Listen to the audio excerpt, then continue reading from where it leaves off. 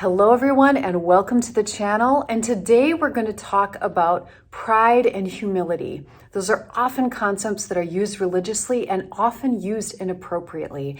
I'm going to talk about how they're really two sides of the same coin. They can both be destructive or they can both be very healthy. What do I mean? Take a listen.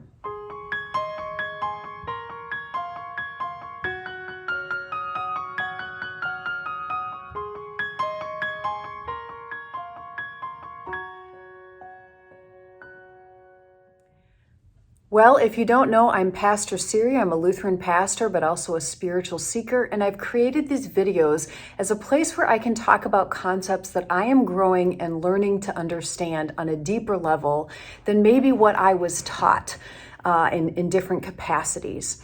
And one of the things I've heard used inappropriately for a while are concepts of pride and humility. Often in religion, we talk about pride being a bad thing. We have words like pride cometh before the fall, and the sense that the biggest and first offense of humanity was pride. And oftentimes this can be used against people who are growing and learning in their capacity, who feel good about themselves, who have a healthy self-esteem. We can think about pride or any sense of feeling good about yourself or growing, being a leader, as being something bad. Often this is used against women in particular, or maybe people of color, because there's the sense that they shouldn't rise above their little box, that they need to stay in some sort of humble box. And so humility is often used against people. Humility is often seen as what we need to be as human beings, and yet that is often misunderstood as well. But let me pause for a second. Really what we're looking at is we're taking two words and we're bringing them either into the story of the world, or we're looking at them from a way of the spirit, from a way of reality, what's true beneath the story we've told each other. And in the story of the world, remember that is a story of hierarchy. That is a story where we're so filled with fear and a sense of separation that we create a human consciousness based off of that fear and separation. And in the process, we're trying to find our own sense of worthiness. This is where our ego steps in. The ego steps in to try to help us navigate this world, and it says, hey, if you're pretty, if you're smart, if you're quiet, if you're loud, if you're this, if you're that, then you are going to be worthy. Then you're going to be loved. And in the process, there's a lot of competition as you feel like maybe what I need to do is be worthy because I'm a really good speaker. And so then you maybe take egoic pride in the fact that you're succeeding in a certain way. But when you see somebody else that's doing a better job, now you're in this competition. You're ranking yourself in this ladder way, literally a ladder. And that can be very destructive and harmful. And that can nurture feelings of jealousy and envy and self-worthiness and unself-worthiness. So if you think you're better than someone else, you feel pride. And if you feel that you are worse than someone else, you don't feel pride. That's the egoic sense of pride. It's coming completely from the ego. It is trying to fit yourself on this ladder. But unfortunately, with this ladder comes the concept of humility, that's reserved for people who are sort of at the bottom rung. Oftentimes I say it's not humility that we teach in religion, it's humiliation. It's a sense that your self-worth, that your pride at yourself, that confidence, that believing in yourself is inherently bad. And so any sort of good feeling someone has about themselves is inherently bad, and that's a misunderstanding of what pride is. And so therefore you're taught humility, which is don't think good about yourself at all. Always put other people ahead of yourself. Allow for horrible criticism. about yourself. Allow people to say awful things to you. Because if you can't handle people saying mean and cruel things to you and criticizing you, you're not humble enough. Wow, that's awful. That's like I have to accept self-abuse and verbal abuse and mental abuse in order to be a good, humble person. And I can't think well of myself. I can't have any pride in who I am or what I'm doing. Otherwise, I'm an affront to God. Wow, that's awful. That's terrible. And that is wrong. That's what happens when we pull definitions into the egoic story of the world. It all becomes about competition and about judging and condemning and controlling and telling other people what's good for them.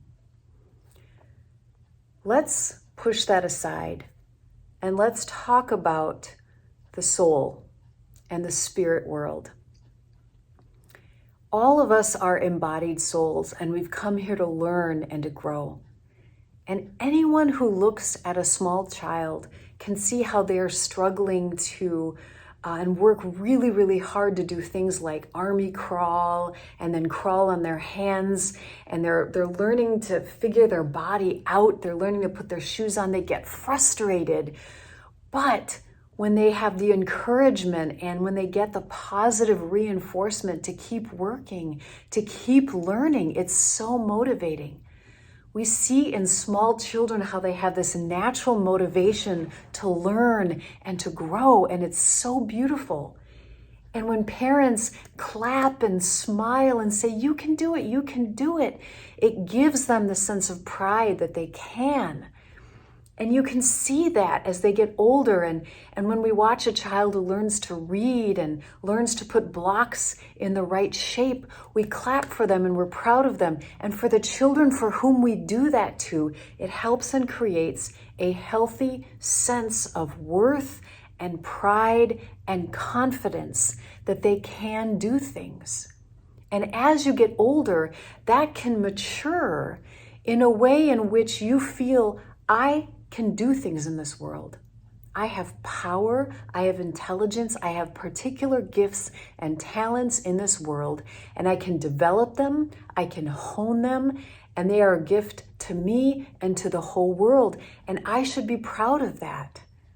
But in this way, we look at all of our gifts as a massive collaboration in which I can encounter someone who has a similar gift as I do, but instead of feeling competitive, like I have to be better than them, or feeling proud that I'm better than them, instead I feel a sense of collaboration, that this great web that connects all of us as living creatures and human beings, and I can honor them as being different and unique in their own way, and we don't have to compete. I'm a singer, and there's some things I feel like I'm really good at. And yet I meet a singer and there's something in particular that they're better at than me. But we're different singers, and there's probably different kinds of music we would be better at. It doesn't have to be a competition. Some may like their voice better than mine, and some might like my voice better than them. We're just different.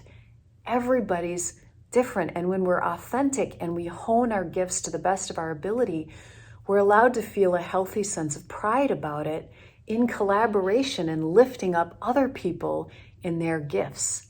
That's a healthy sense of pride, and it's also the other side of the coin of humility. Because when you have a healthy sense of pride, you also have a healthy sense that there's more to learn. There's more that you can do. And there's some things you may never be able to do, and that's okay.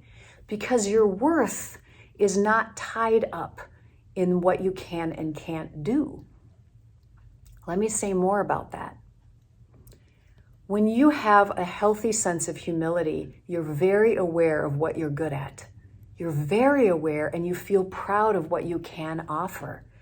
But in no way do you need to mask that or pretend you're better than you are. You don't have an arrogance and an ignorance than you are more than what you are. You see yourself clearly. You've heard about like imposter syndrome.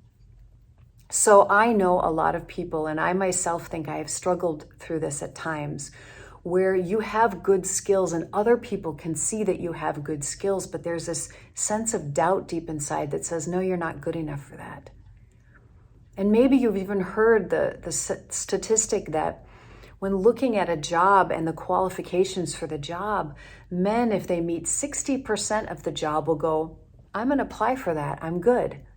Whereas women feel that they need to be 100% to meet the 100% of the qualifications before they apply to that same job. That's a different sense of worth that is taught to us by the culture.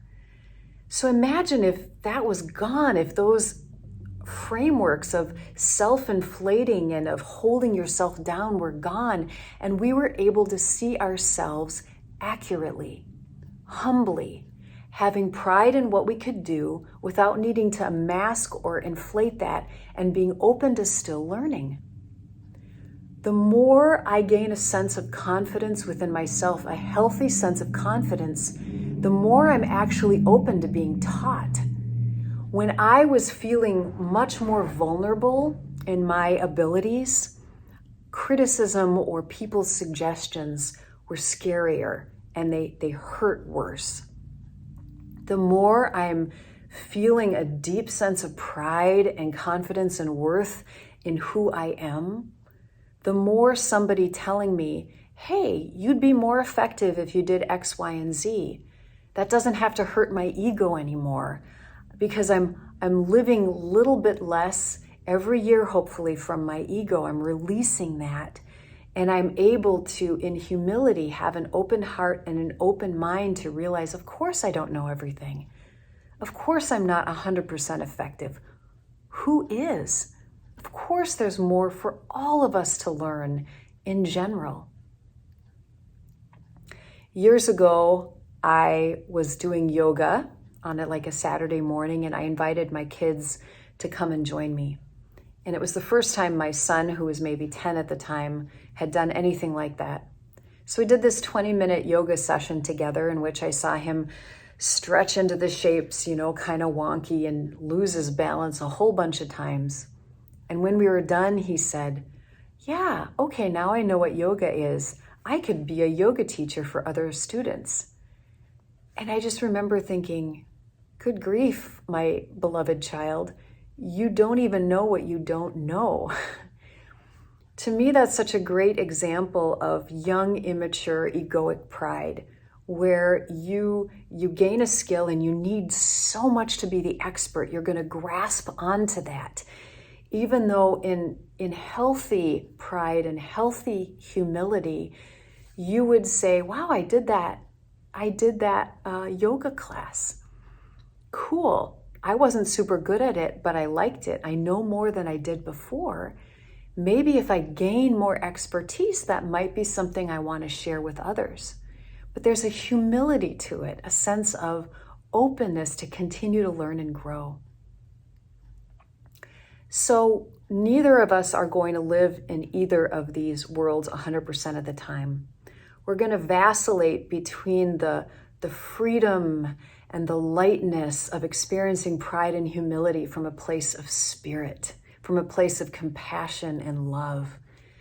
And we're going to naturally, especially in moments where we're uncomfortable or we feel threatened, we're going to swing back to the egoic definition of pride and humility, where we are, or I'd say pride and humiliation, where we are judging ourselves against others constantly and forcing a sense of arrogant pride or a martyred humiliation.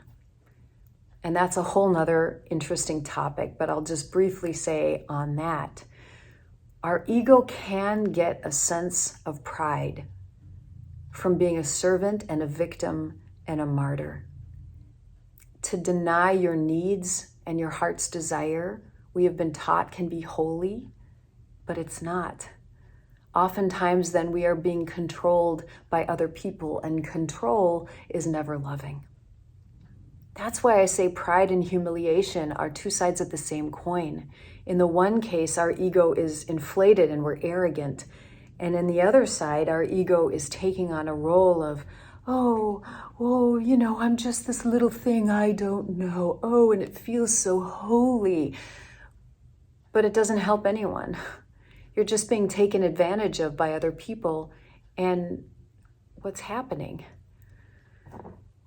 Healthy pride and healthy humility, as I've said again, are two sides of the same coin.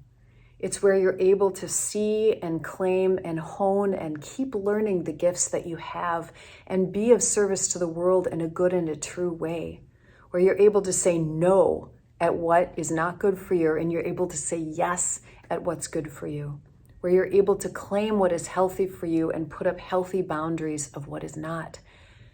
Healthy humility and pride is seeing yourself clearly, knowing what you're not good at and being okay with that.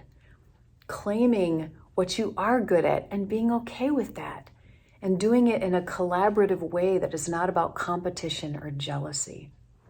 And maybe I'm repeating myself, but I hope by saying things in different ways, you're starting to understand. And this is just self-awareness within ourselves. The more we pay attention to what's going on within ourselves and just notice and going, I'm feeling very threatened right now. I'm feeling very this right now. And just notice it. We don't have to judge or condemn ourselves for thinking in an egoic way. It's part of the human experience. If we notice and can forgive ourselves for behaving in that way, it can lessen some of its control over us. And naturally, without trying, we will move into the more open, good, healthy pride and humility. And that's just a journey of unfolding that can take our whole life long. And so I just invite you to notice within yourself without judgment, notice in other people without judgment. Let it all be a teaching experience of what feels expansive, what feels loving, what feels compassionate. That is our guide.